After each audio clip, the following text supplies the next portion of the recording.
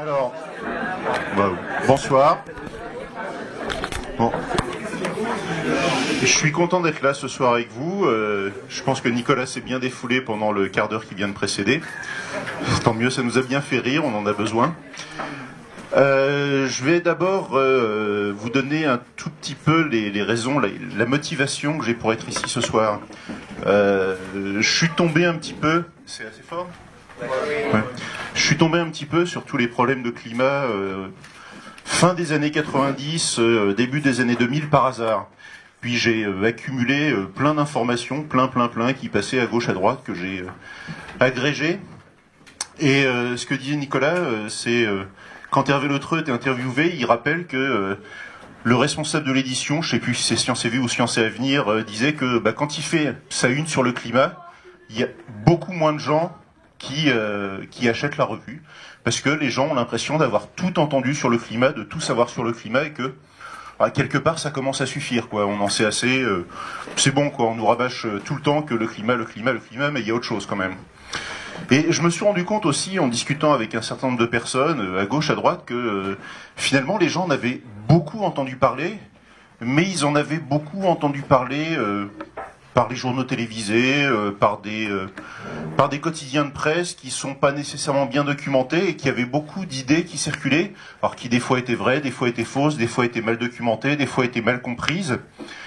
Et je me suis dit que ce serait intéressant, dans le cadre des Cafés Collapso ici, où Nicolas a eu la gentillesse de m'inviter à parler, ce serait intéressant de refaire un petit peu un bilan sur tout ça, pour avoir des infos solides. Et puis moi, il y a un truc qui me trotte en tête depuis longtemps aussi, c'est...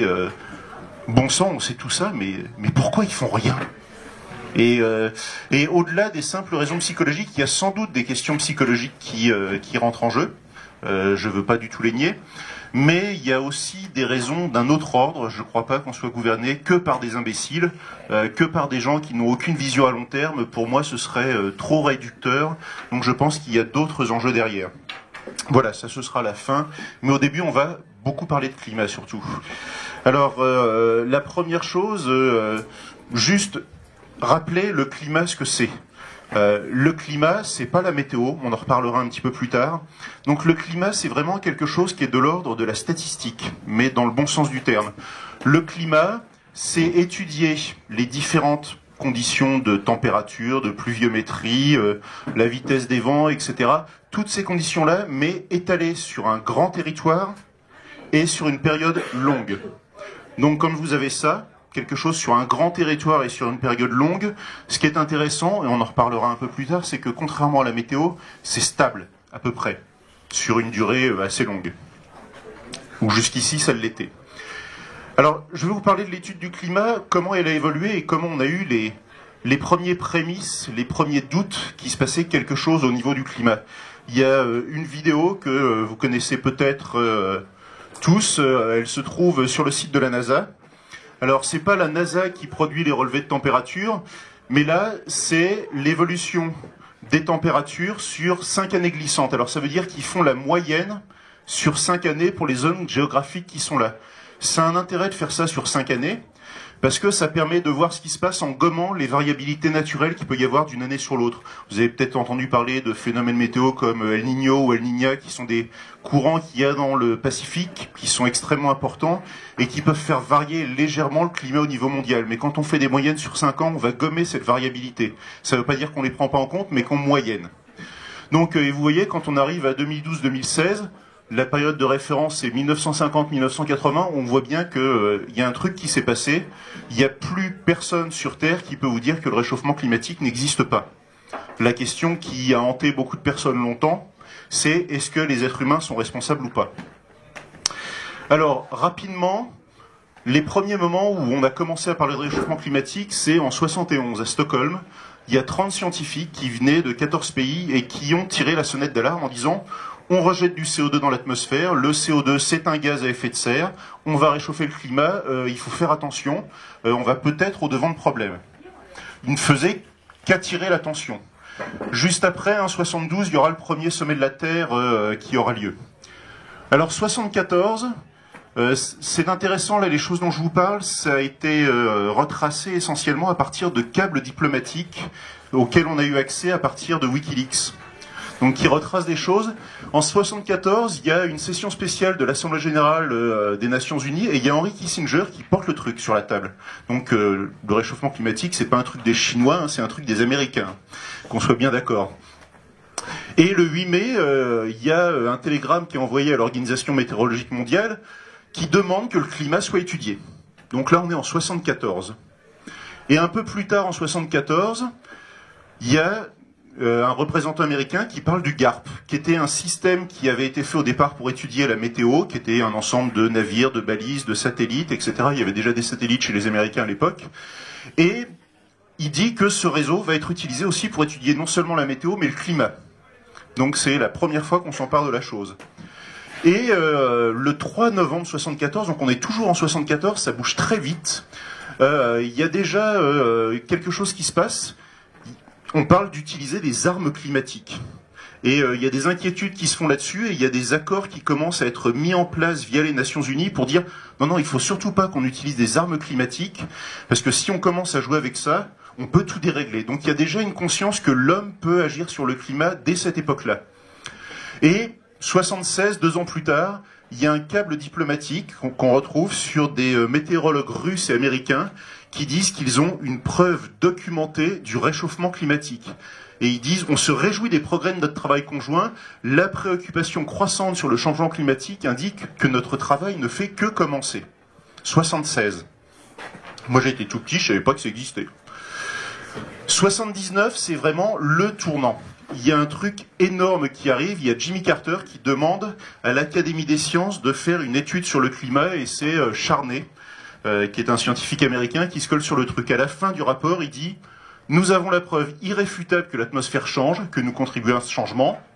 Sont en cause les émissions de CO2. Il est raisonnable de penser qu'elles affectent le climat. Un doublement du CO2, ça amènera entre plus 1,5 et plus 4,5 degrés centigrades. » Donc là, ça fait l'effet d'une bombe colossale dans la communauté scientifique à l'époque. Et juste derrière, il y a la première conférence sur le climat à l'Organisation météorologique mondiale. Alors je vous rappelle, météo et climat, c'est pas la même chose, mais c'est quand même des gens qui se parlent. Alors, ça, je voulais vous montrer, c'est un truc que vous pouvez trouver, il y en a peut-être qui l'ont déjà vu, ça traînait sur Facebook il n'y a pas longtemps. 79, les dossiers de l'écran du 4 septembre, il y a 3 personnes dedans. Il y a Cousteau, il y a Tazieff et un certain Lorius, dont je vous reparlerai après, qui est un grenoblois d'ailleurs. Alors, je le coupe. Hein ? Non, alors, je vous montre cet extrait parce qu'il est intéressant, de mon point de vue. Il manifeste quelque chose qui, à l'époque, est une vraie question. C'est-à-dire que savoir si la quantité de CO2 qu'on rejette dans l'atmosphère va être la cause d'un changement climatique ou pas est une vraie question ouverte pour les scientifiques. C'est-à-dire que le point de vue que défend Haroun Tazieff est un point de vue que défendent certains scientifiques. Le point de vue de Cousteau est un point de vue que défendent certains scientifiques et la question est ouverte. Donc ils ont un débat entre scientifiques, alors quand on est extérieur, on se dit il y a des scientifiques qui sont pas d'accord. C'est normal pour des scientifiques de pas être d'accord, et ni l'un ni l'autre n'en veut à l'autre d'avoir des idées différentes. Savoir quel est le rôle de la végétation là-dedans, l'idée que défend Cousteau à l'époque, c'est je rejette du gaz carbonique, la végétation se nourrit de gaz carbonique, le plancton des océans qui couvre presque 80% de la surface de la planète absorbe le CO2, va y avoir plus de plancton. Bon, finalement, c'est peut-être pas si mal que ça, plus de plancton, il y aura peut-être plus de poissons, on va peut-être bien s'en tirer. Et c'est vraiment un débat ouvert. De quel côté la balance va pencher ? Donc, à l'époque, il y a des gens qui disent attention, on va tout mettre par terre, et puis il y en a d'autres qui disent vous êtes peut-être un peu alarmiste. Et c'est vraiment une question ouverte à l'époque. Je pense que c'est ça qui est intéressant. Donc en 79, on n'est pas sûr qu'il va y avoir un réchauffement causé par l'homme. Il n'y a pas de mesure de température suffisamment fiable et sur une période suffisamment longue comme on peut avoir aujourd'hui pour dire il y a un réchauffement climatique. Donc qu'à l'époque, on ne s'alarme pas plus que ça. C'est pas complètement anormal. Et puis, alors là, je mets un bémol. J'ai pas mis les petits indicateurs sur le côté vert, rouge, orange pour dire que je maîtrise pas complètement le sujet. Il y a aussi les industriels des énergies fossiles qui entendent ça, qui se disent on va peut-être nous mettre des bâtons dans les roues alors qu'on n'est pas bien sûr. Il y a Thatcher et Reagan qui sont élus, qui sont portés par toutes ces industries pétrolières, charbonnières. On commence à exploiter le pétrole de la mer du Nord. Peut-être qu'ils ont joué un rôle aussi dans le fait d'enterrer un peu le sujet, de dire on va envoyer ça à une commission. Donc en 80, après l'élection de Reagan et de Thatcher, il y a la création du programme mondial de recherche sur le climat. On crée une commission qui fait des recherches, c'est un bon moyen aussi de mettre les choses de côté, et puis on verra ce qui se passe. Qui crée ça ? Alors, c'est créé par l'ONU, au départ. Qui en détail, je ne sais pas exactement. C'est l'ONU qui crée ça. Alors, années 80, il y a un truc qui fait revenir les choses sur le devant de la scène, et c'est le fameux Lorius, qui était le troisième larron, là, auquel s'adresse Haroun Tazieff. Lui, c'est un glaciologue qui travaillait au laboratoire de glaciologie de Grenoble. Et la légende veut qu'il ait l'idée de regarder, de faire des forages avec des carottes de glace en Antarctique en disant la glace s'accumule. En regardant les isotopes, chose qu'on commençait à pouvoir faire à l'époque, je vais pouvoir dater la partie où il y a de la glace. Et puis il regarde les glaçons dans son verre de whisky avec quelques bulles et il dit avec un peu de chance, je vais trouver de l'air emprisonné, donc je pourrais même avoir la composition de l'atmosphère. Bon, c'est la preuve qu'on peut être éduqué et mettre des glaçons dans son whisky, ce qui est une horreur, mais ça c'est un autre problème. Et il fait ses forages et il arrive à remonter comme ça sur 150 000 ans. Alors c'est quelque chose qui n'avait jamais été fait avant, et c'est tellement important ce qu'il fait que quand il donne son article pour qu'il soit publié dans Nature à l'époque, non seulement l'article est publié, mais il y a 2 autres articles qu'il avait soumis avant qui vont être mis dans le même numéro, il va faire la une du numéro. Alors, c'est vraiment important parce que c'était la première fois depuis que le journal Nature était mis qu'un glaciologue faisait la une du journal. D'habitude, c'était un truc qui était en fin de journal et puis il y avait 10 personnes au monde qui le lisaient et puis c'est tout. Et là, il fait la une. Parce qu'il a retracé le climat sur 150 000 ans. Alors, il a regardé le méthane, le CO2 et il a pu déterminer la température aussi. Alors, contrairement à ce que certains disent, l'intérêt de la courbe, c'est pas du tout le fait que le CO2 et la température varient de la même façon. Ça n'a pas grand intérêt parce qu'il n'y a pas d'intervention extérieure qui augmente le CO2. Donc c'est pas ça l'intérêt. L'intérêt, c'est surtout de voir que le carbone alors là c'est la courbe sur 450 000 ans, il y en a même une sur 800 000 ans maintenant, n'est jamais monté au-dessus de 300 parties par million dans l'atmosphère. Et qu'il est très lié à la température aussi. On sait que c'est un gaz à effet de serre, mais il n'est jamais monté au-dessus de 300 parties par million. C'était ça aussi qui était très important. Et là, on voit la courbe sur le CO2 qui est à droite, qui monte. Actuellement, cette année, on vient de dépasser les 410 parties par million.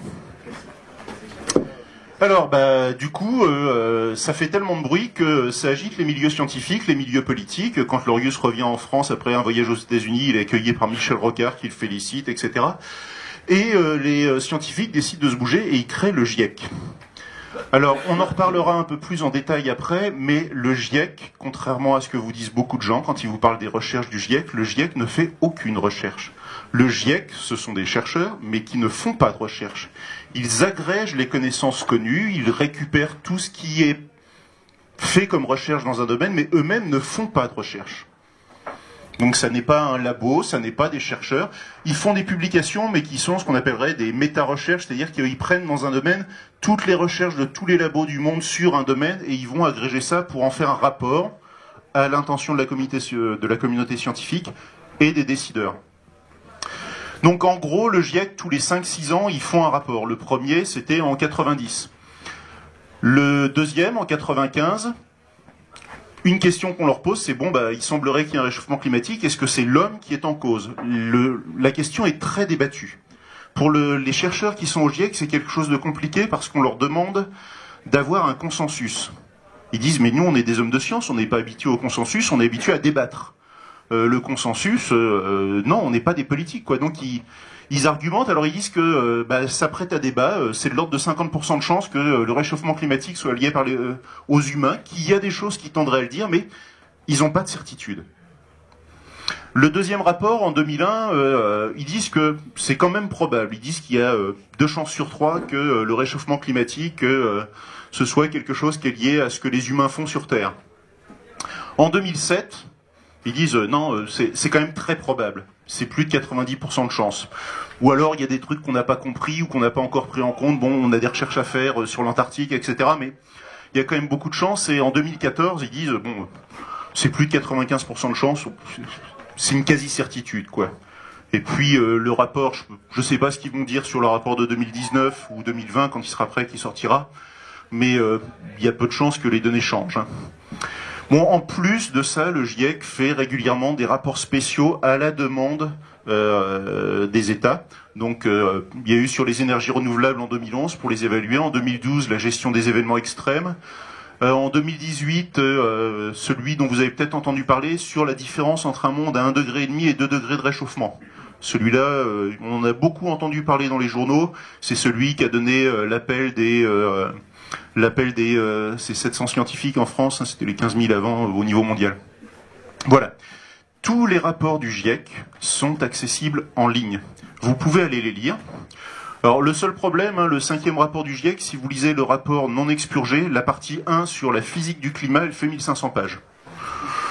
De langage technique. Donc voilà, vous pouvez lire le résumé pour les décideurs. Et celui-là, il a fait l'objet de consensus politiques. Il est des fois, il y a des choses qui sont pas dedans. Voilà, il y a des choses qui manquent. Alors, bon, je vous ai dit un petit peu déjà qu'est-ce que c'est le GIEC. Là, c'est une slide pour ceux qui sont intéressés. Ça revient.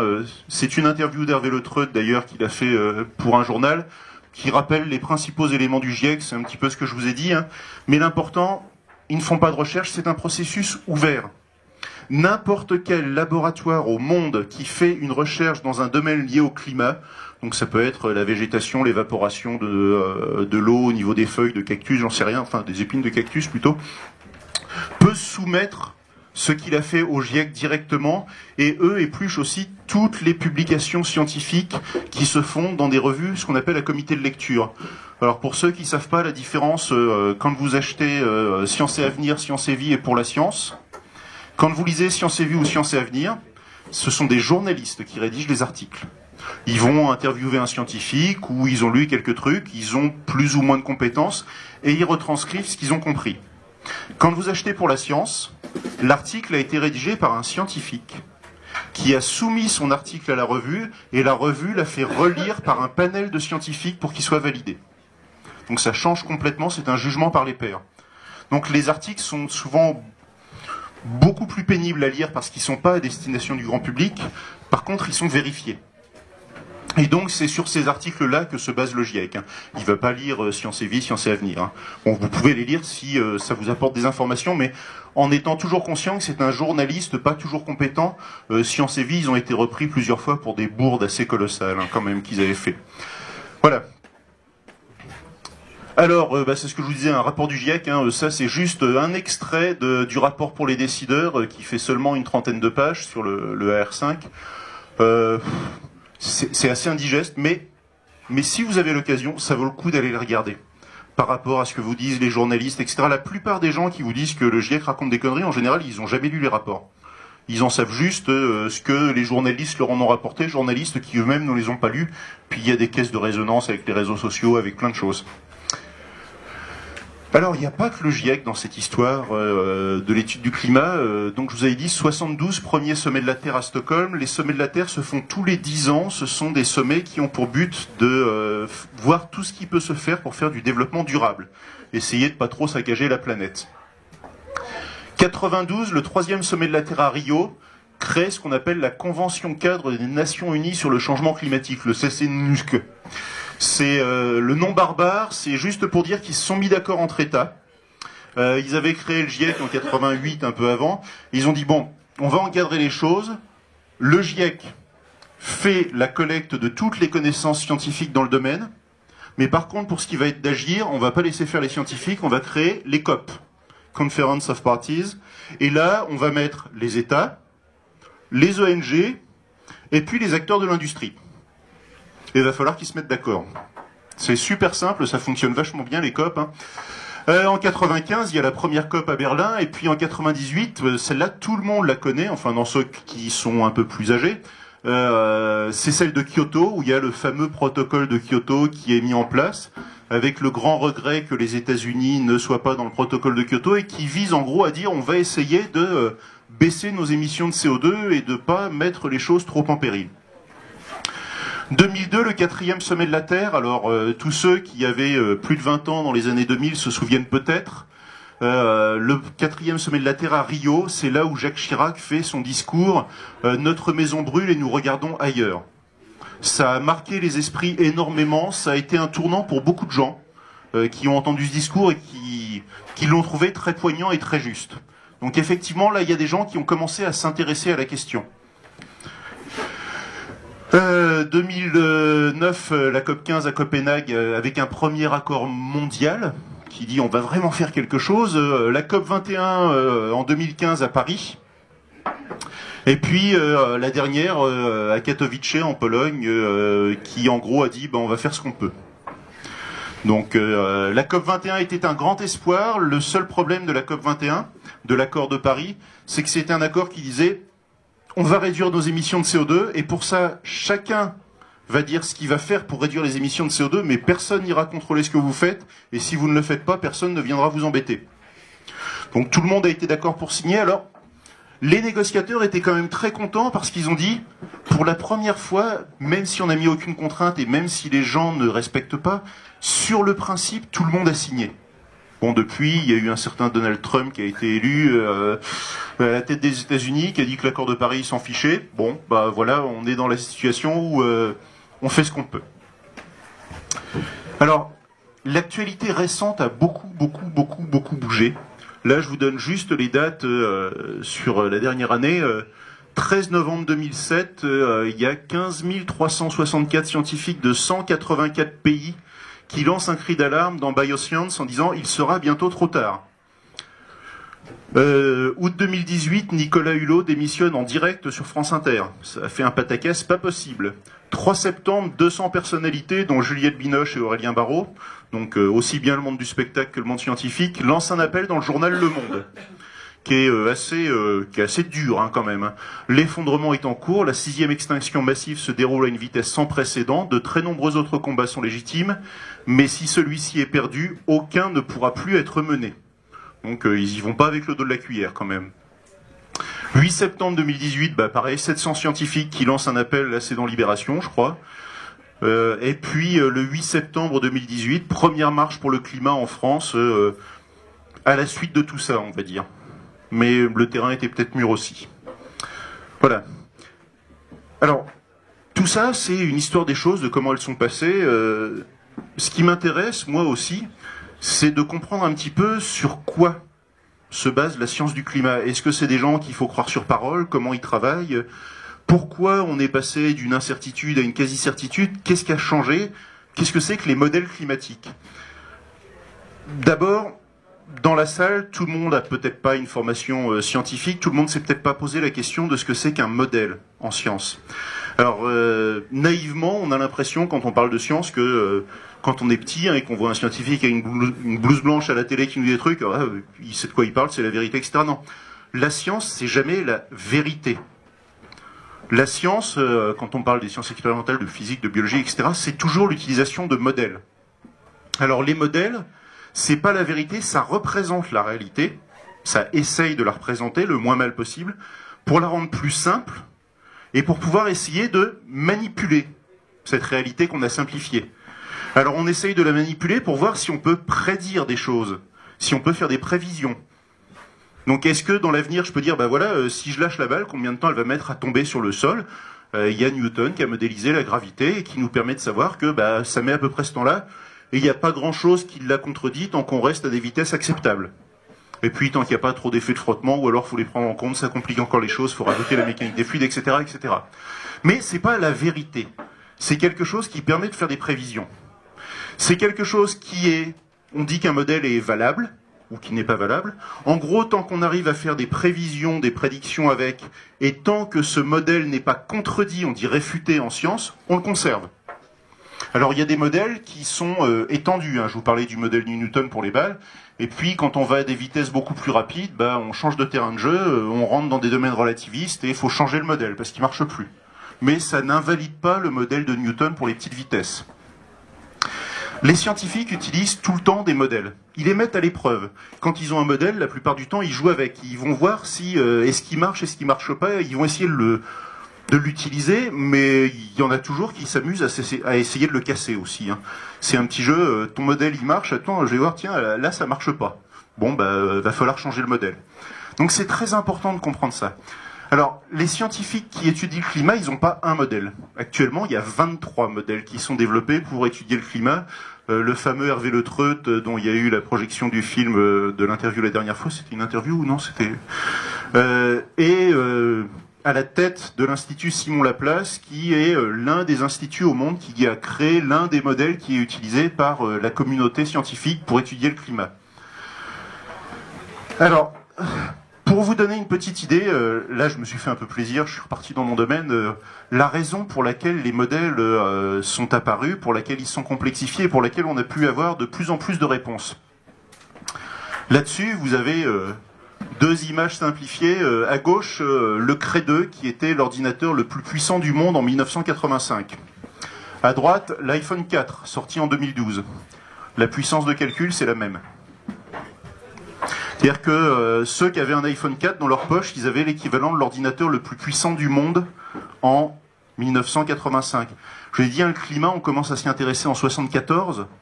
Le GIEC, on le crée en 88. La puissance de calcul la plus puissante à disposition, ça dépassait pas un iPhone. La taille des disques durs pour le stockage aussi, y a les gros machins au départ dans les années 80 qui font 64 mégabits.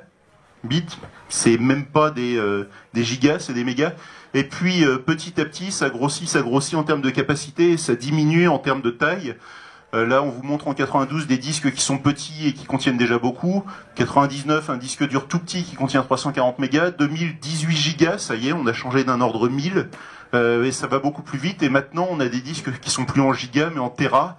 Et dans des labos, il y a des trucs qui commencent à être des solutions pour des... Alors au-dessus de téra, je crois que c'est les pétaoctets qui commencent à apparaître. Donc, c'est des millions de fois plus de données qu'on est capable de traiter. Et de faire des millions d'opérations en plus. Alors évidemment, les scientifiques, quand ils ont ça, ils se régalent. Parce que ça veut dire qu'un calcul qui était impossible à faire ou qui aurait pris une dizaine d'années, maintenant ils peuvent le faire en quelques secondes. Donc évidemment, ça change les choses. On peut parler aussi de l'évolution des systèmes d'information. Alors, je me suis fait plaisir, ça me dit quelque chose. Il y en a qui ont connu ça, faut qu'ils aient un âge certain ou un certain âge. On mettait 3 ou 4 minutes pour allumer son ordinateur et attendre avant de pouvoir l'utiliser. Et le pire, c'était ça. Il y en a peut-être qui s'en rappellent. Il faut avoir un certain âge.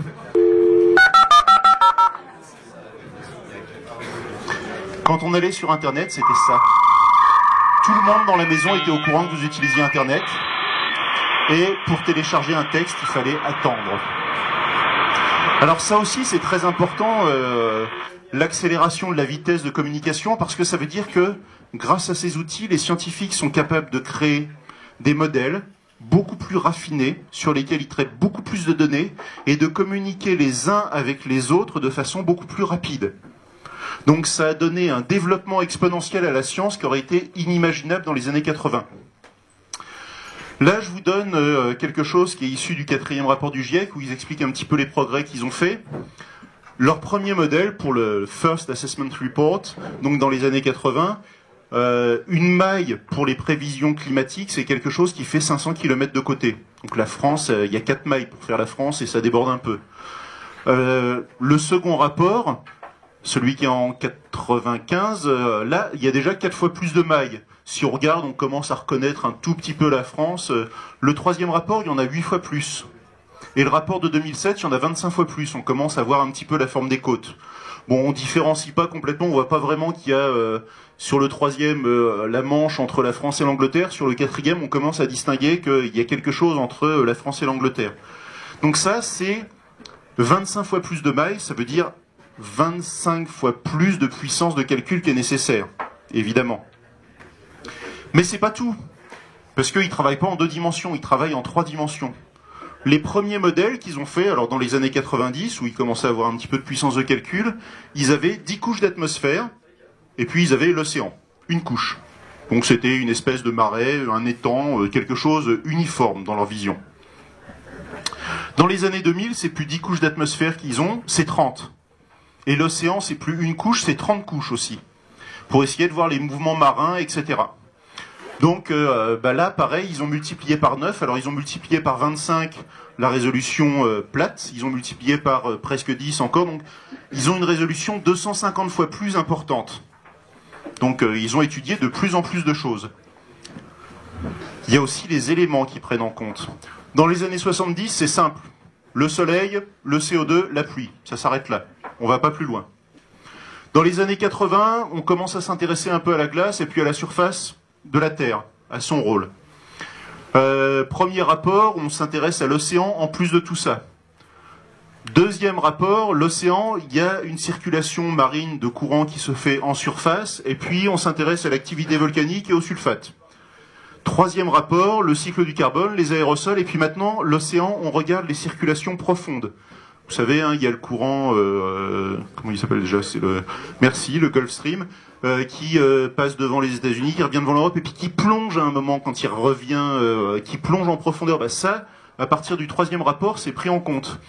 Quatrième rapport, on regarde aussi la chimie complexe de l'atmosphère, et puis les interactions végétales qu'il peut y avoir au niveau du climat. Donc il y a de plus en plus d'éléments pris en compte sur des modèles de plus en plus fins grâce aux puissances de calcul qui sont dégagées. Donc tout ça pour essayer d'affiner les connaissances et de voir qu'est-ce qu'on peut faire, quelles certitudes, ou au moins quelles sont les probabilités que les choses soient liées à l'être humain ou pas.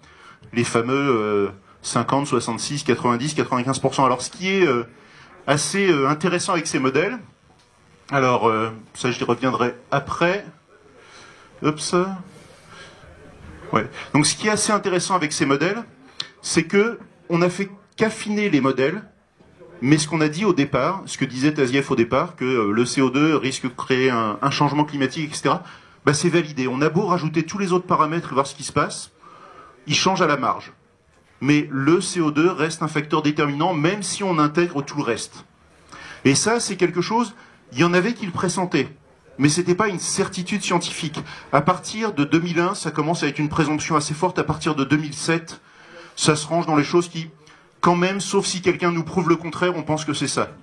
Et 2014, c'est, là, va vraiment falloir qu'il soit costaud, celui qui nous prouve le contraire, parce que là, maintenant, c'est du domaine de la quasi-certitude. On n'a jamais de certitude définitive en science. Hein. Il peut toujours y avoir des choses qui bousculent ce qu'on sait, mais dans l'état actuel des connaissances, l'ensemble des scientifiques de la planète n'ont pas trop de doutes, quoi. Alors, je vous ai un petit rappel supplémentaire sur l'histoire de la météo et du climat. J'y reviens avec ça. On prédit le climat et pourtant on est incapable de prévoir le temps qu'il va faire dans 15 jours. Ça, c'est normal. C'est normal, prévoir la météo, en physique, c'est ce qu'on appelle de la mécanique des fluides. C'est l'étude de mouvements de masse d'air, de masse d'eau, des conditions de température, de pression. C'est de la mécanique des fluides. C'est une branche particulière de la physique qui est extrêmement complexe, qui nécessite des supercalculateurs si on veut faire des choses. Et c'est encore pire que ça. C'est aussi une branche des mathématiques qui est la mécanique du chaos, parce que une toute petite différence de mesure sur les conditions initiales va donner des choses complètement différentes assez rapidement. Donc on est capable non seulement de prévoir le temps assez mal des fois à 3 ou 4 jours, mais on est capable de prouver mathématiquement qu'on ne pourra jamais prédire le temps à plus de 15 jours. C'est pas une question de puissance de calcul. C'est l'atmosphère est quelque chose qui est trop sensible au niveau des conditions initiales pour qu'on puisse aller au-delà de 15 jours. Mais c'est pas gênant pour le climat. Le climat, c'est pas de la mécanique des fluides, c'est de la physique statistique. C'est une autre branche. Ceux qui ont fait de la thermodynamique savent tout de suite de quoi je parle. Alors, je vous donne des exemples qui sont dans la vie courante. On est capable, de façon à peu près correcte, de prédire dans un pays le nombre d'accidents de voiture qu'il va y avoir dans l'année. On est totalement incapable de vous dire à quel endroit ils vont se produire et à quelle date. Par contre, on sait que, grosso modo, chaque année, c'est à peu près le même nombre, ça décroît, ça monte un peu, mais c'est assez stable. On est incapable complètement, si on prend une goutte d'eau dans une rivière, de vous dire où elle sera dans une heure. On en est complètement incapable et on ne pourra jamais le faire. Par contre, on peut vous dire que ce cours d'eau, il a tel débit, la vitesse d'écoulement au centre, elle est de tel type, de vous donner la répartition des températures dans le cours d'eau, ça on peut le faire. Mais on ne pourra jamais suivre une goutte d'eau. C'est le même problème, c'est la même différence entre le climat et la météo. La météo, c'est des choses qu'on ne peut pas prévoir sur du long terme, c'est impossible. Le climat, c'est statistique, c'est quelque chose qui est assez stable, c'est des valeurs qui vont varier de façon relativement continue et qu'on peut étudier sur du long terme. Donc c'est pour ça, hein, c'est pas n'importe quoi, c'est pas des farfelus qui sont enfermés dans un labo, qui sont jamais sortis et qui connaissent rien à la vraie vie, c'est au contraire des gens qui sont assez précis sur ce qu'ils font. Voilà. Alors, la question, c'est ces 23 modèles, est-ce qu'ils marchent? Alors, la première chose que font les scientifiques qui travaillent sur le climat, climatologue, c'est un terme qui est un peu un terme de journaliste, hein, ils sont scientifiques dans leur domaine, en fait. Même si maintenant commence à y avoir quelques filières de climatologie, mais c'est un terme un peu abusif. Alors, la première chose qu'ils font, c'est qu'ils vérifient leur modèle sur le passé. On a maintenant suffisamment de données entre les années 50 et aujourd'hui, qui sont relativement précises, pour qu'on puisse, quand on a un modèle, le mettre à l'épreuve du passé. Et les 23 modèles, peu ou prou, marchent pas trop mal pour être correctement corrélés avec le passé.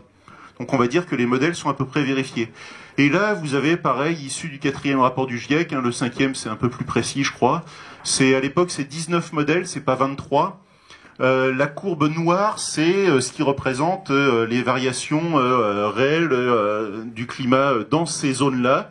Et puis au niveau global, c'est les variations de température. La courbe rose, c'est ce que prédisent les modèles climatiques qui sont faits. Donc vous voyez, ils sont pas trop déconnants quand même. Et la courbe bleue, elle est intéressante. C'est les mêmes modèles s'ils sont utilisés en supprimant l'injection du CO2 dans l'atmosphère par l'homme. Donc en gros, ce que ça dit, c'est si on n'avait pas balancé des tonnes et des tonnes de CO2 dans l'atmosphère, on serait sur la courbe bleue. Vous voyez, les températures n'auraient pas dû trop bouger globalement jusqu'à l'an 2000 au niveau global. Global terrestre, global océan, ça bouge pas trop. Donc c'est là où ils sont en capacité de dire, bon, vous voyez, hein, nos modèles marchent, nos modèles disent, s'il n'y avait pas l'homme, on n'aurait pas ce changement de température, là c'est bien confirmé, c'est nous qui sommes responsables. Donc c'est quand même très important de comprendre cette démarche. Enfin, pour moi, ça a été très important parce que j'avais envie de dire, non mais c'est pas possible, ils se foutent de nous, on peut pas prévoir ça. Bon, c'est des scientifiques, mais ils peuvent se tromper. Vous savez, hein, on sait jamais. Donc, allez aux sources, allez lire ces rapports, s'informer sans passer par les journaux à sensation, le journal, je sais pas. 20 minutes qui vous titrent, on va tous mourir, et qui le lendemain vous titrent, il va faire beau pendant les 3 prochaines semaines. Bon. Oui, mais non. Alors, est-ce qu'il faut croire le GIEC? Je pense qu'après tout ce que je vous ai dit, là, c'est pareil pour ceux qui voudront aller lire après. C'est un petit discours de Jean-Marc Jancovici sur le sujet. Bon, c'est quelqu'un qui est respectable au niveau scientifique pour ceux qui le connaissent, je pense. Donc, il explique.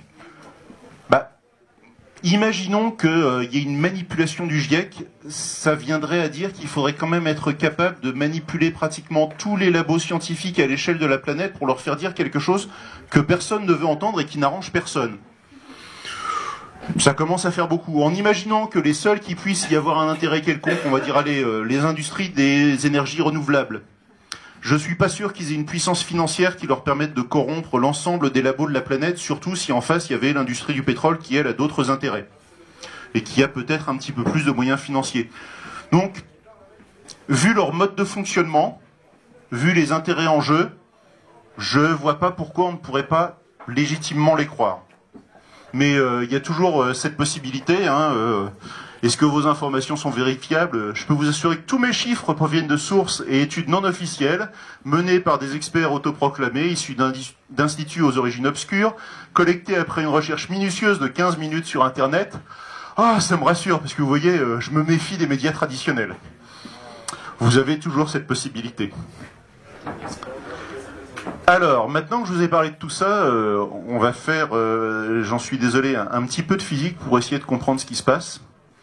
Et de voir, après tout, 2 ou 3 degrés de plus, qu'est-ce que ça peut faire. On mettra le rosé au frais un peu plus longtemps en été. L'hiver, on sortira moins souvent de quoi gratter les vitres des voitures. C'est pas très gênant. Et c'est d'ailleurs pour ça qu'il y a beaucoup de scientifiques qui n'aiment pas parler de réchauffement climatique. Ils préfèrent parler de dérèglement climatique, en disant que 2 ou 3 degrés, c'est assez important. Alors, la première question, c'est est-ce que vous avez déjà fait de la soupe? Ça y est, il a pété un câble. Il y a son dernier fusible qui vient de griller. Non, en fait, c'est une question très sérieuse parce que il y a une analogie derrière qui peut aider à comprendre un autre phénomène. Si vous faites de la soupe avec une grosse casserole en fonte, une grosse cocotte en fonte comme avaient nos grands-mères, c'est ce qu'il y a de mieux pour faire la soupe, faut pas trop les faire chauffer. Donc vous savez très bien, vous mettez le gaz au départ. Donc au départ, il n'y a pas de gaz, tout est à la même température, vous mettez le gaz il est très chaud. Au début, vous pouvez mettre le doigt dans la soupe, vous vous brûlez pas. Et puis, au début, ça chauffe pas. Votre eau, elle change pas de température. Au début, vous chauffez la casserole. Puis, une fois que la casserole est assez chaude, elle se met à chauffer l'eau. Donc il y a un effet retard. Et puis, une fois que vous avez chauffé l'eau, si vous coupez le feu, votre casserole elle est encore plus chaude que l'eau et elle continue à chauffer l'eau pendant un petit moment. Donc ça, c'est des mécanismes, en tant qu'être humain, on les comprend assez bien. Alors, il y a la même chose au niveau de la planète. Pas exactement pour les mêmes raisons, mon analogie n'est pas parfaite, on ne peut pas transposer directement, mais là, il y a un diagramme qui est un peu moche, qui fait un peu mal à la tête.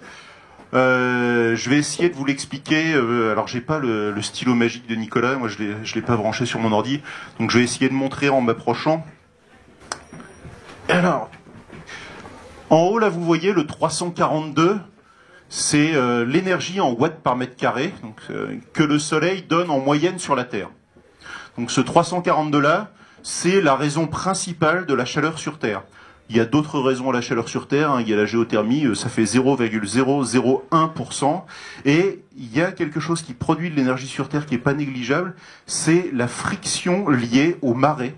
Alors j'ai appris ça fait 0,002% de l'énergie qui est utilisée pour chauffer la Terre. Mais vous voyez bien que les 99,997% qui restent, c'est le Soleil qui apporte de l'énergie à la Terre. Alors, ce 342, on peut le garder en tête, mais on va le diminuer tout de suite parce qu'il y en a 107 qui vont repartir. Il y en a 107 qui vont repartir parce qu'ils sont renvoyés par les nuages et ils sont renvoyés par la Terre. Alors c'est ce qu'on appelle l'albédo, vous savez bien que si vous avez un truc blanc, ça va renvoyer la chaleur du Soleil beaucoup plus facilement, si vous avez un truc noir un peu moins, et il y a un albédo moyen de la Terre qui fait que, en gros, il y a un tiers du rayonnement, un peu moins d'un tiers du rayonnement, qu'on renvoie, direct. Donc celui-là, hop, il est parti. Il en reste 235. Les 235, c'est 235 qui vont ressortir. Vous voyez, c'est ceux qui sont en haut à droite. Ils vont ressortir, mais après avoir vécu toute une vie. Cette vie, alors, il y a des petites choses sur lesquelles on ne va pas trop s'attarder, l'histoire de chaleur latente par l'évapotranspiration, etc. Mais l'essentiel, c'est que la Terre est chaude. Comme elle est chaude, elle envoie de la chaleur dans l'espace. La chaleur qu'elle renvoie dans l'espace, c'est dans les 390 watts par mètre carré, puis il y en a 40 qui partent directement. Et les 350 autres, ils vont partir, ils vont être émis par les nuages et renvoyés aussi.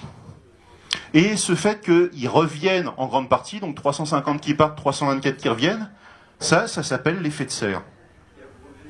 Quand tout se passe bien, j'en ai 235 qui rentrent, j'en ai 235 qui sortent.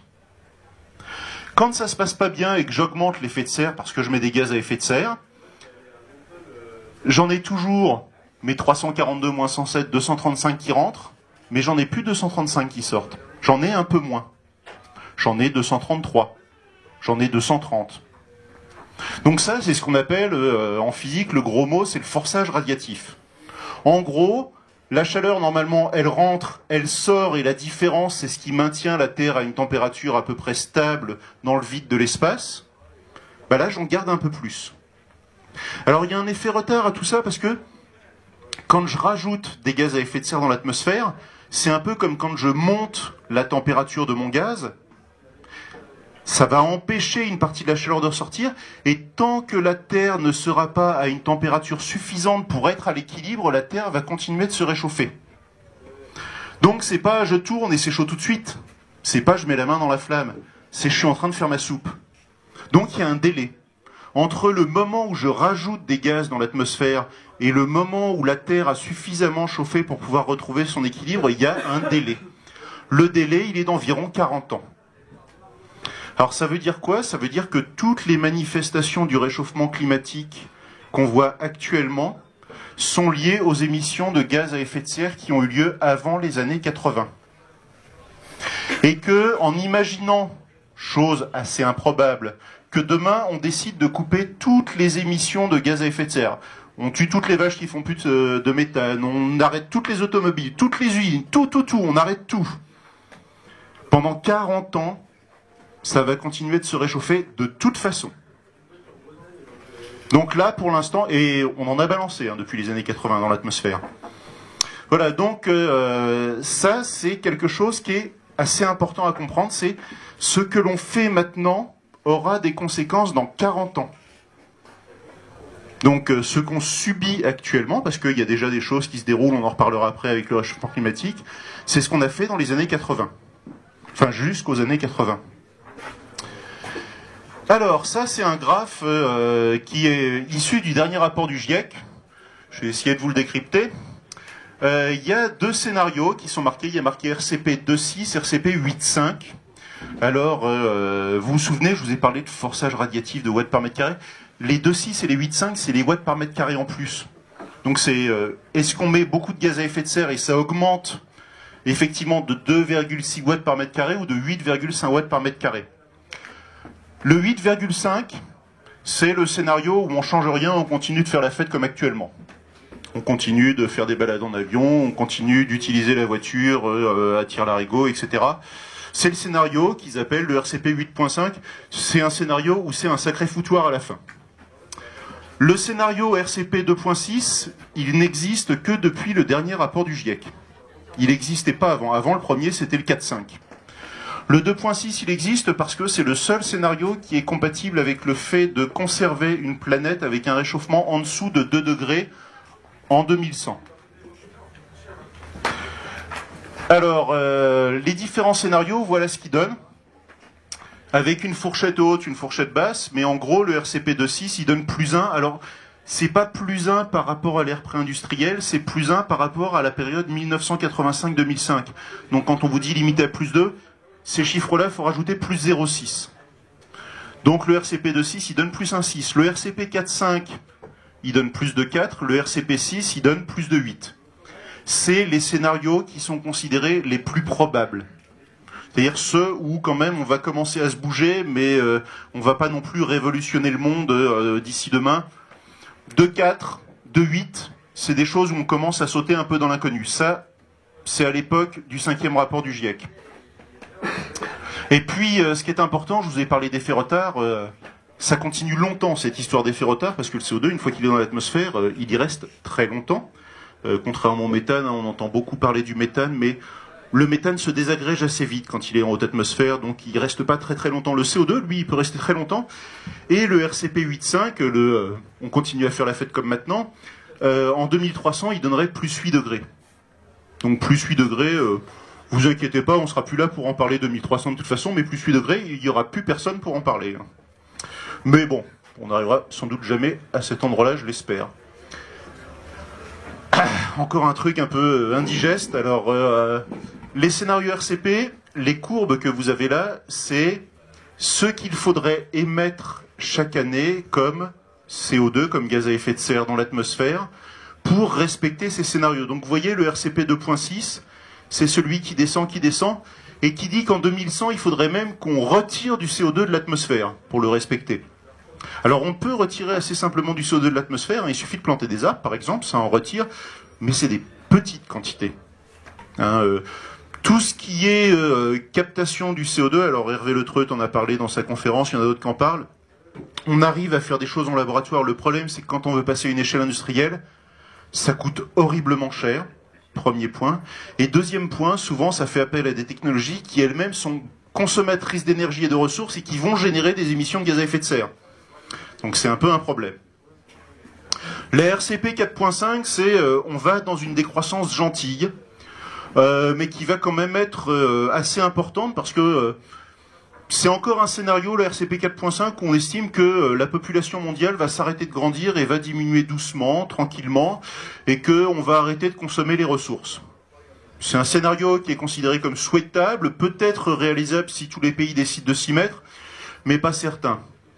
La RCP 6, c'est on continue à croître, et puis au bout d'un moment, on va quand même tout faire pour pouvoir arrêter de consommer autant d'énergie. Puis la RCP 8.5, je l'ai dit, c'est Là, c'est la fête, on continue. De toute façon, hein, y a des billets d'avion pas chers, donc on va y aller. Alors, est-ce qu'on peut réagir ?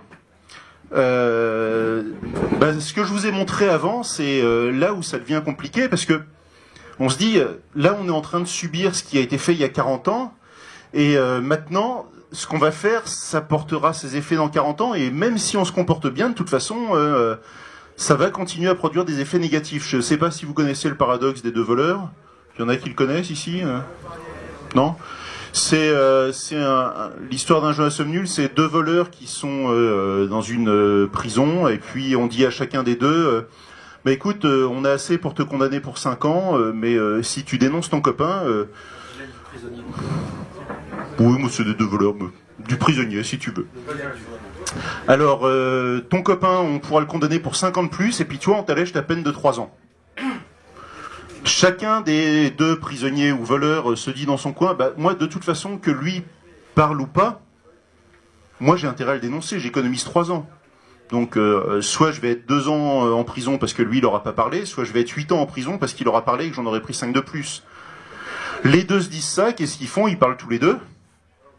Ils en prennent tous les deux pour 8 ans, ça fait 16 ans. Aucun des deux ne parle, ils en prennent pour 10 ans. Un des deux parle, ça nous fait 2 ans, plus 10 ans, ça fait 12. La meilleure solution, c'est celle où aucun ne parle. Mais individuellement, c'est la pire. On a le même problème au niveau de la gouvernance mondiale actuellement, puisque la meilleure solution collectivement, c'est qu'on arrête de faire la fête et qu'on baisse les émissions de CO2. Mais d'un point de vue économique, le premier qui fait ça sera en désavantage par rapport aux pays voisins. Ce qui est un vrai problème. Alors, dans les années 70, il y avait des scientifiques qui commençaient à dire on est dans la voiture, attention, il va y avoir un mur. Le problème, c'est qu'on était dans le brouillard. On n'était pas sûr qu'il y avait un mur. Maintenant, on est sûr qu'il y a un mur. On est en train de rouler à 120 km/h, le problème, c'est que le mur, il est à 80 mètres. C'est sûr, on va se prendre le mur. La question qui reste complètement ouverte, c'est je vais me prendre le mur, mais est-ce que ce sera en gardant le pied à fond sur l'accélérateur ? Ou est-ce que je vais freiner le plus possible pour essayer d'amortir le choc ? Et c'est toute la question qui nous reste. La question d'éviter le mur, elle n'existe plus. Je suis désolé s'il y en a qui y croyaient, je ne peux pas vous dire autre chose. Voilà. Alors, les juste quelques degrés de plus, le problème c'est que on parle de moyenne statistique, mais que ça ne veut pas dire qu'il va faire plus de degrés partout tout le temps. Plus de degrés, ça veut dire qu'il y aura plus de degrés de moyenne, mais que on va avoir une répartition des températures qui va s'étaler, et qui va s'étaler en se décalant vers la droite. C'est ça, c'est plus de degrés. Mais ça veut dire que les températures extrêmes vont sans doute être plus importantes. D'ailleurs, vous êtes peut-être pas sans savoir, en ce moment en Australie, ils sont en train pour la première fois de dépasser les 50 degrés. Ils ont été obligés de rajouter des couleurs sur leur carte météo à la télé parce qu'ils n'avaient pas de couleurs pour cette zone-là de température. Voilà, donc c'est assez compliqué.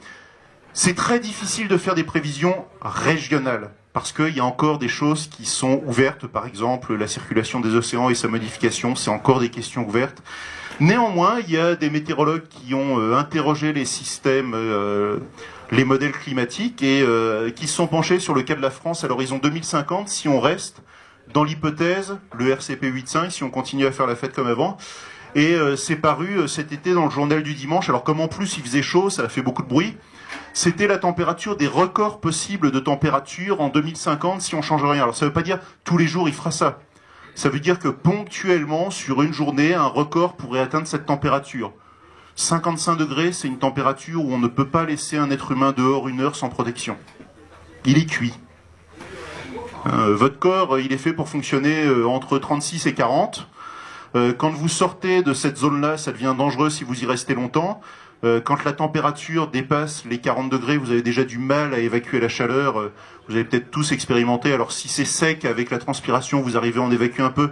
40 degrés humide, c'est l'enfer. Quand on approche les 50 degrés, c'est l'enfer de toute façon.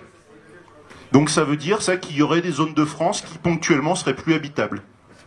Il y a la même carte qui est sortie pour la Chine avec toute la zone de Pékin avec des maximums à 50. Il y a 400 millions de personnes dans cette zone-là. Et c'est 2050 dont il parle. Alors, la montée des eaux, on en reparlera dans 2 secondes. Il y a un effet retard jusqu'en 2300 pour la montée des eaux, parce que non seulement le CO2 il s'accumule et il y a un effet retard d'une quarantaine d'années minimum, mais en plus quand la température monte, elle met longtemps à faire fondre les glaciers qui sont quand même des blocs énormes et compacts, aussi bien les glaciers terrestres que les glaciers de l'Antarctique et du Groenland.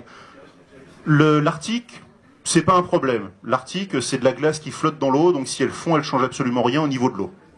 Par contre, le Groenland, c'est sur un bloc de terre, et l'Antarctique, c'est sur un bloc de terre, donc là, si ça fond, ça fait monter le niveau des eaux. La totalité de l'Antarctique qui fondrait, ce qui est une hypothèse, là, qui vraiment est impossible, mais c'est une centaine de mètres de niveau des mers en plus. C'est quelque chose de colossal, qui est difficilement imaginable. Actuellement, c'est pas la fonte des calottes glaciaires qui est le principal contributeur à la montée des eaux. Actuellement, le principal contributeur à la montée des eaux, c'est juste la dilatation thermique des océans. Les océans chauffent, ils prennent plus de place et ils montent, un petit peu. La contribution des calottes, ça devrait commencer dans les années qui viennent. Alors, plus de degrés en 2100, c'est 70 millions de personnes concernées en Chine qui auraient leur habitation actuelle qui serait en permanence sous la mer. À 4 degrés, c'est 600 millions de personnes qui sont concernées sur l'ensemble du globe. 4 degrés, c'est le RPC6, hein, c'est celui qui est considéré comme quand même assez probable. D'ici 2045, et ça, quoi qu'on y fasse, ça devrait arriver, il y a 311 000 maisons aux États-Unis pour une valeur actuelle, parce qu'à l'époque, elles ne vaudront plus rien, de 120 milliards, qui auront régulièrement les pieds dans l'eau. Alors, il y a un site qui s'appelle Climate Central, où il y a des scientifiques qui ont travaillé. Vous pouvez utiliser, il y a une carte du monde, et vous pouvez voir à plus de degrés, plus 4 degrés, vous pouvez jouer avec les paramètres autant que vous voulez, ce qui se passe pour les villes qui sont au bord de l'eau. Et voilà, New York à plus de degrés, en 2100, ça donne ça. Vous avez la moitié de Jersey City qui est sous les eaux, et puis les bordures de Manhattan aussi. Donc ça fait pas mal de choses. À droite, c'est la Camargue que vous voyez. Voilà, on peut faire du bateau dans la Camargue. Hein. En 2100, il n'y a plus de Camargue. Alors si on zoome un petit peu, on voit que par exemple la Grande Motte, ça fait... elle sera une île, la Grande Motte. Voilà. Miami, il n'y a plus. Miami, bye bye. D'ailleurs, c'est assez rigolo. Alors là, il faudrait que je retrouve la source, mais actuellement, la ville de Miami, il y a un plan qui est fait, qui est mis en œuvre, pour remonter certaines parties de la chaussée de 1 mètre dans tout un ensemble de secteurs de la ville, parce que c'est inondé régulièrement. Donc ils ont déjà investi plusieurs centaines de millions de dollars dans des pompes, parce que quand il y a les hautes marées, l'eau envahit, et donc ils repoussent l'eau de mer avec des pompes, et là ils sont en train de penser à relever la chaussée. Donc il y a des gens qui sont au rez-de-chaussée, qui vont se trouver entre le rez-de-chaussée et l'entresol, parce qu'on va relever la chaussée autour de chez eux pour éviter qu'ils soient complètement inondés, mais ça sert à rien à plus long terme. Miami, ça risque très fortement, parce que 2 degrés, c'est ce qu'on veut absolument essayer de ne pas dépasser. Et là, 2 degrés, Miami, il n'y a plus. À droite, c'est Shanghai. Shanghai, c'est pas une petite ville et ça risque de plus être très habitable. Alors, une chose qui est dans un domaine plus complexe, c'est souvent les événements climatiques ne sont pas ressentis directement, mais ont une influence au niveau géopolitique. Alors, il y a 2 exemples. Le conflit syrien, les 5 années qui ont précédé le conflit syrien, il y a eu des sécheresses exceptionnelles qu'on attribue au réchauffement climatique. Ces sécheresses exceptionnelles, elles ont ruiné toute une partie de la population rurale de la Syrie. On estime qu'à peu près la moitié de la population rurale de la Syrie s'est déplacée dans les villes, qui sont devenus des endroits où les tensions sociales ont été exacerbées. Et il y a un certain nombre de personnes qui estiment que c'est l'exacerbation de ces tensions sociales qui a conduit au conflit actuel, avec tout un ensemble de choses. Peut-être que le conflit actuel aurait eu lieu quand même quelques années plus tard pour d'autres raisons, mais c'est sans doute un des éléments déclencheurs. Ces jours-ci, il y a une 2e caravane de migrants qui part du Honduras. Même cause, même effet, 3 années de sécheresse exceptionnelle au Honduras, qui ont conduit les petits paysans. Alors là, ils partent pas vers les villes, ils partent directement vers les États-Unis. Pourquoi ? Parce que le Honduras est un pays très pauvre, ils savent que dans les villes, ils vont rien trouver. Et en plus de ça, les villes sont gangrénées par la violence des gangs, et ils ont aucune envie d'y aller. Donc ils partent directement vers les États-Unis. Mais il est fort probable aussi que ce soit lié au réchauffement climatique, au moins en partie. C'est des choses qui sont difficiles à quantifier et qui sont à prendre avec des pincettes et des bémols. On ne peut pas dire c'est le réchauffement climatique, on peut juste dire il y a une probabilité que le réchauffement climatique ait eu un rôle à jouer dans cet événement. C'était bien ça. Alors il y a des interactions qui sont encore plus délicates et rigolotes que je vois passer de temps en temps, donc là j'en ai noté 2 récemment, alors rigolotes. Les mésanges qui se transforment en tueurs en série. Alors, petit intervalle bucolique avec des oiseaux, qui, je vous rappelle, sont les derniers descendants des dinosaures. Il y a des chercheurs qui, en 2007, ornithologues, voient plein de cadavres de gobe-mouches dans les bois où ils ont l'habitude de circuler. Et puis ils se disent, mais c'est bizarre, pourquoi une telle mortalité chez les gobe-mouches? Donc entre 2007 et 2016, ils ont conduit une étude, et puis ils ont publié leurs résultats dans Cell, qui est un magazine scientifique, et ils ont découvert un truc assez bizarre, c'est les mésanges et les gobe-mouches noires partagent la même niche écologique, ils nichent au même endroit. Mais habituellement, la période de nidation n'est pas la même. C'est-à-dire que les mésanges sont des oiseaux qui sont sédentaires, les gobe-mouches sont des oiseaux migrateurs. Normalement, les gobe-mouches reviennent, ils font leur nid, et puis un peu plus tard, les mésanges font les leurs. Sauf que, avec le réchauffement de la température moyenne dans les zones où étaient ces chercheurs, les chenilles, qui sont l'aliment principal des mésanges, apparaissent plus tôt. Donc les mésanges sont contentes, c'est la fête, on mange plein de chenilles, on est en super forme. Quand on est en super forme, on fait quoi? On se reproduit. Et donc elles se mettent à faire leur nid plus tôt, au moment où les gobe-mouches sont en train de revenir.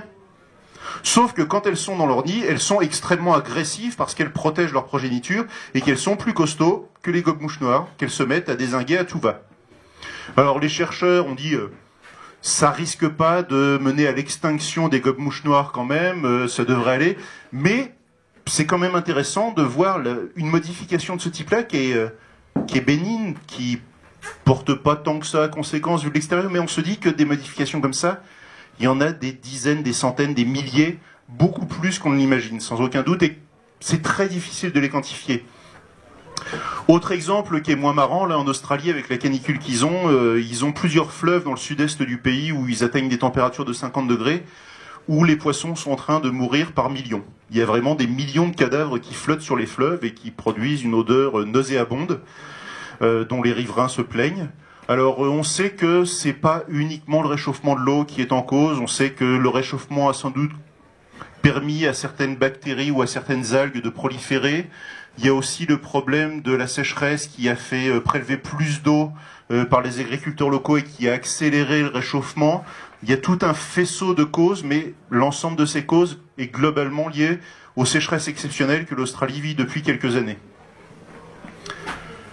Ah, et puis je vous ai pas dit, mais l'ensemble des choses que je vous avais dites tout à l'heure, c'est lié au rapport, au 5e rapport du GIEC qui est sorti en 2014. On attend le 6e. Mais là, cette année, ce mois-ci, on a eu 2 super mauvaises nouvelles.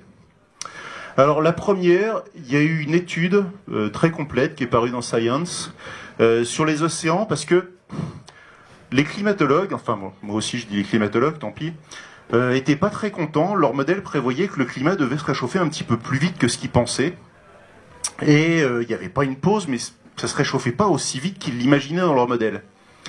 Et ils ont trouvé le loup dans la bergerie, là, puisqu'ils ont étudié les océans, et ils ont compris que l'océan avait stocké beaucoup plus de chaleur que prévu, mais en profondeur. C'est-à-dire que les courants océaniques de surface qui redescendent en profondeur, le Gulf Stream en particulier et d'autres, ont amené de la chaleur au fond de l'océan, et ils ont pu le quantifier parce que ils ont réussi à étudier sur une période assez longue, entre 2000 et 2009, l'océan avec différents étages, pas seulement la surface. Avant les années 2000, on étudiait la température de surface. Là, depuis 2000, ils étudient la température, je vous ai dit, sur 9 niveaux, enfin sur 30 niveaux, même maintenant, dans les modèles, mais aussi sur l'ensemble des profondeurs dans la vraie vie. Parce qu'on a réussi à mettre des balises qui permettent de, etc. Et alors là, les scientifiques qui travaillent là-dessus étaient super contents, ils ont débouché le champagne, ils ont « Oh bah finalement, c'est chouette, nos modèles sont bons !» Enfin, là où c'est moins chouette, ça veut dire que oui, ce qu'on pensait pour une bonne nouvelle qui était qu'il y avait une petite pause et qu'il y avait un phénomène qu'on ne comprenait pas et qui nous mettait du bon côté du truc, bah, c'était pas vrai. Et que donc leurs modèles sont bons et que ça va pas du tout. Pour vous donner une idée, alors Nicolas m'a critiqué pour ça, parce que c'est un ordre de grandeur qui est spectaculaire, mais qui est difficile à comprendre. Le réchauffement de l'océan depuis le début des années 2000, c'est comme si on faisait péter une bombe d'Hiroshima chaque seconde dans l'océan. C'est ça la quantité d'énergie qui est injectée dans l'océan à chaque seconde. Alors le problème, c'est qu'il faudrait comparer ça à d'autres quantités d'énergie, mais c'est juste parce que c'est spectaculaire, mais c'est critiquable sur le fond. T'es d'accord avec ça? Et le 14 janvier, il y a une étude de l'Académie des sciences américaines qui dit l'Antarctique fond 40% plus vite que prévu. Alors, ça c'est une mauvaise nouvelle, parce que vous vous rappelez, l'Antarctique c'est le truc qui est sur la Terre et qui donc peut faire monter le niveau des eaux. Ils savaient pas pourquoi, mais grâce à l'étude précédente, ils savent pourquoi maintenant. C'est parce que l'océan s'est réchauffé en profondeur et ces circulations océaniques contribuent à la dégradation de l'Antarctique. Il y a une énorme plaque là, du côté ouest de l'Antarctique, qui est en train de foutre le camp. Ils savaient pas bien pourquoi, donc maintenant en corrélant les deux, ils savent un peu mieux pourquoi. Tout ça pour vous dire que dans le 6e rapport du GIEC, jusqu'ici, il ne prenait pas en compte, jusqu'au rapport 4, ou très peu, par manque de données scientifiques, le rôle du Groenland et le rôle de l'Antarctique dans la montée du niveau des eaux. Et il donnait des montées du niveau des eaux qui se comptaient en centimètres, entre 50 et 80 centimètres, suivant les différents modèles qu'ils avaient. Le prochain rapport, ça va être en mètres qu'on va parler. Ça va plus être en centimètres. C'est clair. Donc ça risque de changer pas mal de choses. C'est pour ça que je dis que c'est pas des bonnes nouvelles fondamentalement, elles sont de ce mois-ci. Voilà, alors, je vous ai parlé du climat, mais je vous avais dit au départ que je vous dirais pourquoi on fait rien. Quand je vous balance tout ça à la figure, vous avez envie de me dire mais c'est pas possible, si c'est vrai, les gens feraient quelque chose. Nos hommes politiques sont débiles, mais quand même pas à ce point-là. Ils sont aussi sur Terre, ils ont des enfants, pas notre président, mais bon, ça c'est un autre problème. Et ils s'en soucient peut-être. C'est vrai, je suis désolé. Il n'y a pas nécessairement de corrélation. On avait dit pas de Cuba. Mais... Pas de Cuba? Ah, je savais pas. Bon. L'énergie. Alors l'énergie, je vais pas vous parler d'énergie en médecine chinoise, etc. Je vais vous parler d'énergie en physique. L'énergie, c'est la grandeur physique qui caractérise un changement d'état d'un système. C'est un gros mot, hein, là, je balance ça méchamment. En gros, ça veut dire, à partir du moment où vous faites quelque chose dans la vraie vie, où vous transformez le monde dans lequel vous vous trouvez, c'est ce qu'on appelle un changement d'état, vous allez utiliser de l'énergie. Quoi que vous fassiez. Vous construisez quelque chose, vous déplacez quelque chose, vous vous déplacez, vous utilisez de l'énergie. Dès que vous changez le système, vous utilisez de l'énergie. Toutes nos activités humaines utilisent de l'énergie. Certaines en utilisent un peu.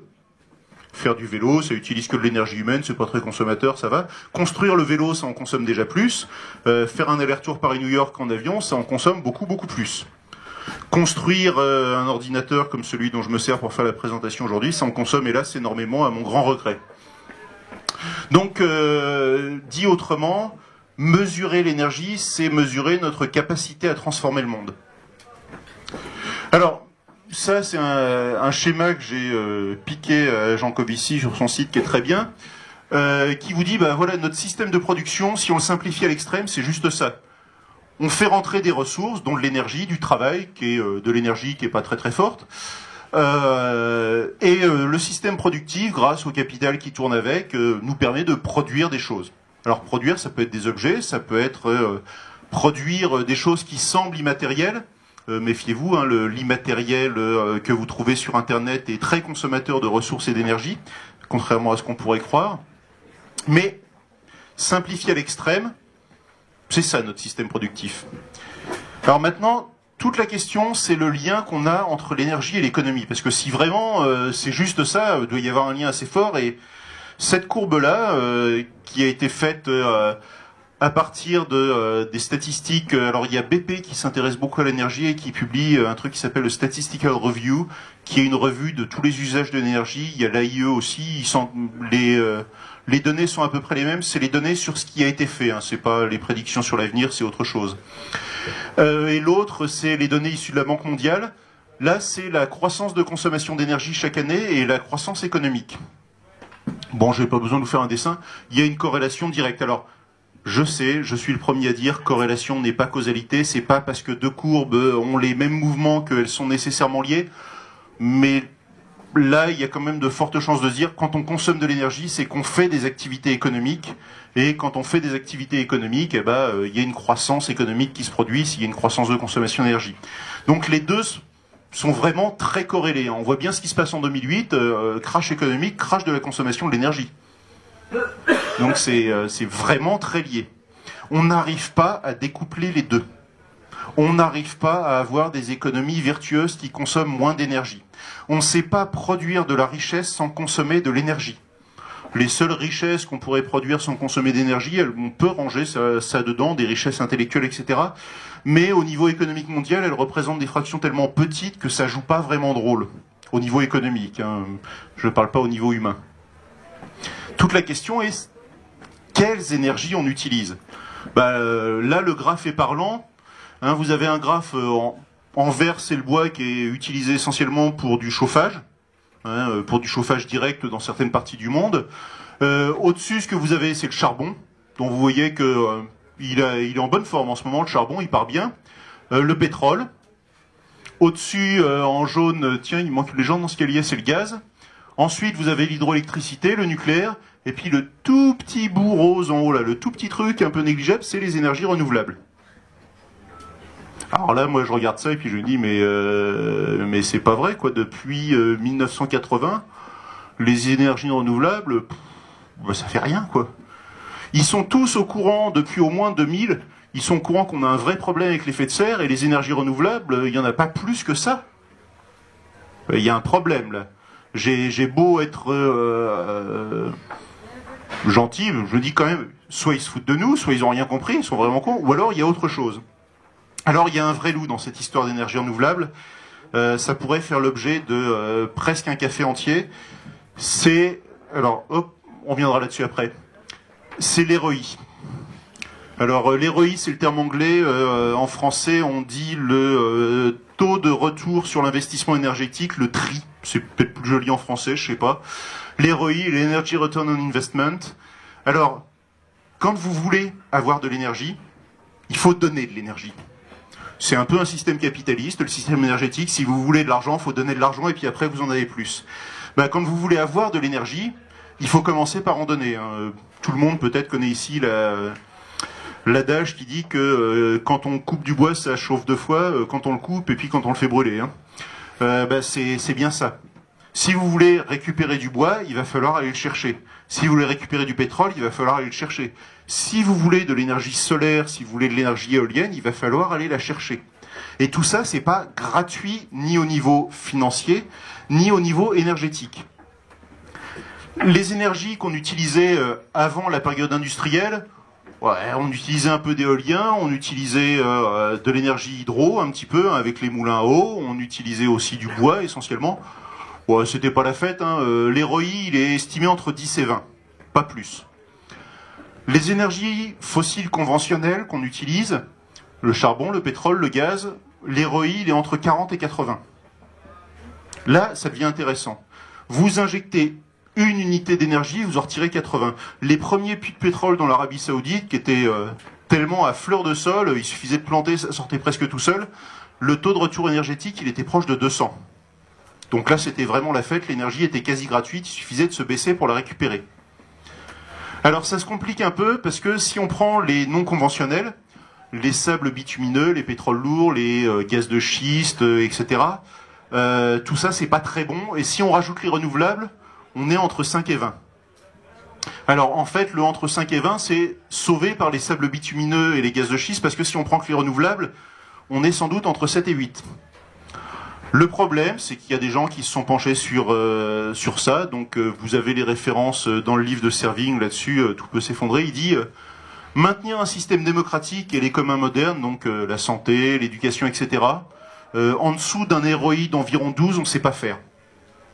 Donc si les renouvelables nous proposent un ROI qui est entre 5 et 8, on va avoir un problème si on n'utilise que des renouvelables. On a un problème si on n'utilise que des renouvelables, mais si on utilise autre chose, on a un problème plus tard aussi. Donc en fait, les gens qui sont au courant de ça, qui sont aux manettes, savent très bien que ils ont le choix entre des problèmes plus tard et des problèmes maintenant, mais que de toute façon il y aura des problèmes. Pour éviter les problèmes plus tard, il faut qu'ils fassent des choses qui socialement sont inacceptables. Puisque si je vous dis demain, d'ici 2030, il faut réduire notre consommation d'énergie énormément, il faut qu'on supprime la moitié de nos énergies carbonées et on va pas vraiment pouvoir les remplacer efficacement par des renouvelables, je suis pas sûr que ça passe très bien au niveau des populations, donc je reviens là. Ça, c'est la consommation énergétique d'un Français moyen en incluant les importations. Ouais. Une question, les zéroïdes, est-ce que c'est quelque chose de fixe ou est-ce qu'avec les avancées scientifiques, on peut faire monter les zéroïdes? On peut, théoriquement. Alors, il y a des limites physiques qui fait qu'on ne pourra pas dépasser un certain point, de toute façon. Il y a des améliorations, par exemple, ce qu'on appelait les biocarburants à l'époque, fin des années 80, là, les ROI étaient magnifiques, il était de 0,7. C'est-à-dire que pour pouvoir fabriquer 0,7 litres d'équivalent pétrole avec des plantes, il fallait que j'utilise 1 litre de pétrole. À part financer l'agriculture dans certains pays, c'était pas très utile. On a utilisé d'autres technologies, on utilise d'autres parties de la plante, maintenant on arrive à 2. Mais de toute façon, on ne pourra pas aller beaucoup plus loin, parce que l'énergie stockée in fine dans la plante n'est pas beaucoup plus importante que ça. Donc ce sera jamais une solution d'avenir. Il y a pareil un certain nombre d'énergies où on ne peut pas aller beaucoup plus loin, et en plus, c'est pas le seul problème. Je vais en parler après. Il n'y avait pas le nucléaire non plus dans la liste. Alors, je l'ai pas vu, il y a un problème avec l'évaluation de l'ROI du nucléaire, et comme je voulais pas faire une séance sur le nucléaire parce que c'est très très compliqué, les chiffres sur l'ROI du nucléaire varient entre 25 et 200. Alors pourquoi? Parce que est-ce qu'on prend en compte le démantèlement? Est-ce qu'on prend en compte tout un tas de choses qui font que c'est pas clair du tout? Il y a des informations qui sont difficiles à obtenir. Personne n'a jamais vraiment démantelé un ensemble de centrales nucléaires. Hein. Il n'y en a qu'une en France qui a été mise hors service et qui est plus ou moins enterrée dans les Ardennes, mais qui est même pas complètement démantelée. Hein. Donc il y a beaucoup de choses à dire là-dessus et ça prendrait beaucoup de temps. J'aurais pas nécessairement toutes les compétences, peut-être qu'il y aura une autre séance là-dessus. Mais c'est pas la solution, et puis en plus, le problème du nucléaire, si on reste sur le modèle de l'uranium et pas des sels de thorium ou autre chose comme ça, c'est que les réserves disponibles d'uranium vont pas permettre d'utiliser du nucléaire sur l'ensemble de la planète. Hein. Les quelques pays qui l'utilisent ont encore une marge de manœuvre, mais ça peut pas se généraliser. Donc c'est pour ça que certains disent, tant qu'on en a, on peut peut-être l'utiliser encore malgré les effets néfastes, mais la généralisation de toute façon est pas possible. Alors voilà, si on veut rester dans la RCP 2.6, il faudra qu'un Français utilise, comme l'ensemble des gens de la planète, moins de 1,5 tonnes de carbone par an d'ici 2030. Actuellement, on est à 12 tonnes. Donc je vous demande, qu'est-ce qu'on enlève là-dedans? Il y a déjà le service public et santé, ça fait 1,4 tonne. Il nous reste 300 kg de carbone. La voiture, déjà, l'utilisation moyenne, on a dépassé les 1,7 tonne. Bon, les achats sur Internet, 1,2 tonne, l'habillement 700 kg, l'avion 480. Alors l'avion 480, pour ceux qui l'utilisent, ça représente une toute petite partie de la population, hein, il faut avoir ça en tête. Donc vous voyez, qu'est-ce qu'on enlève là-dedans? Alors il y a des choses qu'on peut peut-être décarboner en partie. Peut-être que la voiture, si beaucoup de gens se mettent à utiliser les transports en commun et le vélo au lieu de la voiture, peut-être qu'on peut décarboner. Si on se dit on va faire des voitures électriques, il va falloir construire les batteries au lithium, il va falloir faire venir le lithium de l'autre bout de la planète. Il y a plein de ce qu'on appelle l'énergie grise dans les voitures électriques qui fait que leur consommation de CO2, elle n'est pas faite à l'usage, mais elle est faite à la construction. Donc ça réduit un peu, mais pas beaucoup finalement. Bon, qu'est-ce qu'on enlève? Viande et poissons. Viande et poissons, voilà. Mais il en reste encore pas mal à enlever, et le problème c'est quel homme politique va se faire élire sur un programme où il dit il va falloir qu'on enlève les 4/5 de ces trucs-là. J'aimerais pas être à sa place. Oui. Désolé, c'est la Fashion Week, mais en termes de vêtements, on a 5 fois ce qu'il nous faut dans nos placards. Oui, je suis entièrement d'accord. 8 fois 50. Voilà. Voilà. Alors, on parlait des renouvelables, je vais vous donner un exemple sur les éoliennes. Là, il y avait un article le mois dernier sur le premier parc d'éoliennes au Danemark qui est en train de se faire démanteler. Pourquoi? Parce qu'il est arrivé en fin de vie, parce qu'une éolienne, ça se construit, ça vit, et puis au bout d'un moment, ça marche plus bien. Parce que, mine de rien, les frictions, les usures, etc., au bout d'un moment, ça a sa peau. En plus, les modèles sont plus nécessairement rentables. Et en France, il y en a qui commencent à s'inquiéter, qui ont découvert un peu le poteau rose. Vous savez, les grosses éoliennes sur des mâts, à déconstruire et à recycler, bah, ça coûte une fortune. Les experts disent entre 650 000 et 850 000 euros.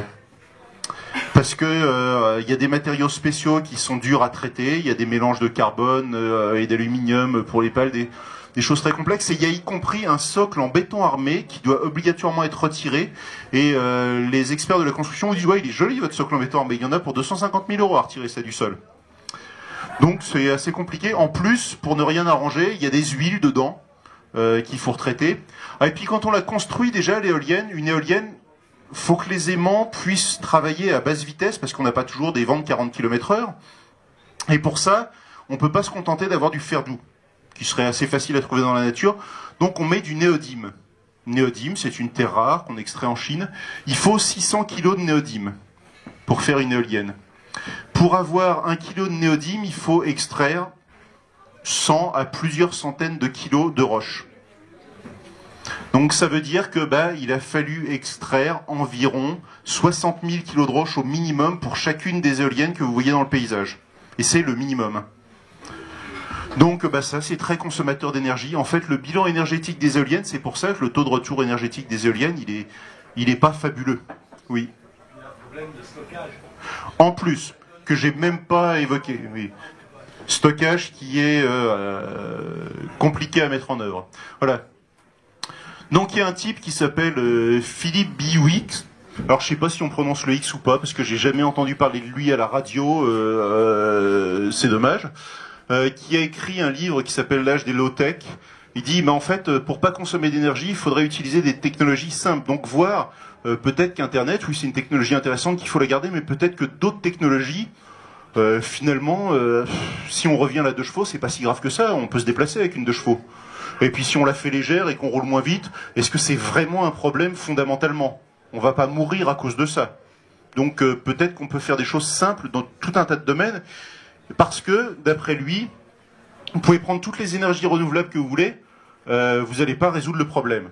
Vous allez consommer de l'énergie pour en créer, et plus c'est technologique, plus ça va consommer d'énergie. Construire un téléphone, un smartphone, enfin je vois pas ce qu'ils ont d'intelligent ces téléphones, ça vous consomme énormément de matériaux qui sont des terres rares, qui demandent d'énormes quantités d'énergie pour les extraire, et en plus de ça, quand on essaye de les recycler, on est totalement incapable de séparer les matières premières qu'on a sur des cartes informatiques de ce type-là. Les matériaux sont mélangés dans des composites complexes qu'on est incapable de séparer. Donc c'est des vrais problèmes. En plus, les premières mines qui étaient les plus faciles d'accès ont été exploitées.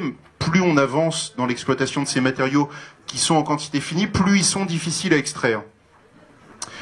Et la conclusion qui tire par rapport au problème énergétique, c'est dit on a 2 problèmes qui sont en face.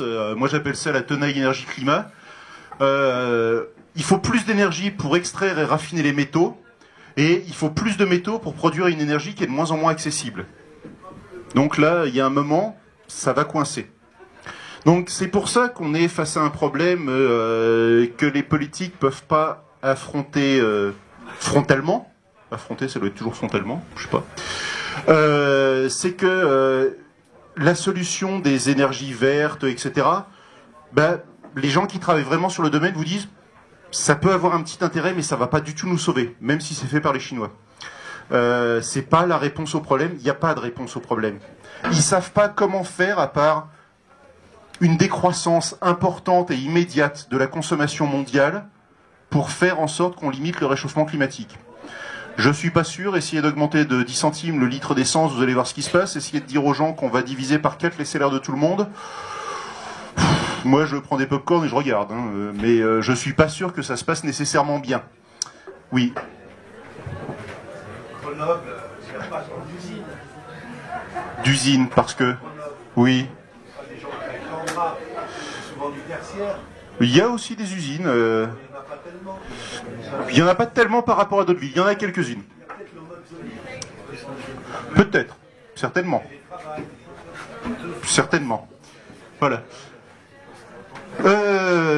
Tout ça pour vous dire que je vais conclure ça. J'avoue que c'est pas nécessairement... Je vous ai pas filé un bon paquet de nouvelles réjouissantes pour la semaine sur lesquelles vous endormir. Donc on va essayer de se détendre un petit peu pour la fin. Il y a beaucoup de gens qui vous parlent des dangers de la crise économique, mais finalement, oui, c'est dangereux la crise économique, mais de toute façon, si on arrive à l'éviter, il y en a une autre qui nous attend derrière. Là, je vais vous donner un truc vraiment pas drôle, et on finira sur un truc, enfin plus drôle, mais je sais pas, ça fait rire jaune quand même.